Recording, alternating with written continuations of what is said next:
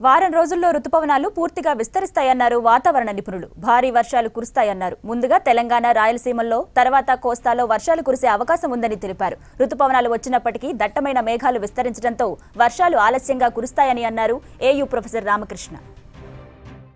గత కొద్ది ఏళ్ళతో కంపేర్ చేసి చూస్తే ఈ ఏడాది మాన్సూన్లో మటుకు జూలైలో కూడా ఇలా వర్షాలు పడకపోవడం చాలా అరుదండి.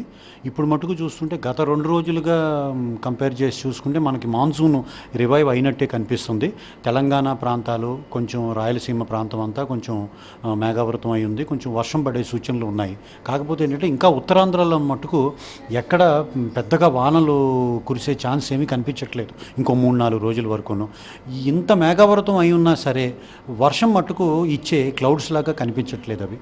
దీన్ని బట్టి చూస్తే ఏంటంటే ఈ మేఘాల్లో మాన్సూన్ డిప్రెషన్స్ లాగా క్రియేట్ అయ్యే శక్తి ఏమైనా కోల్పోయినాయా?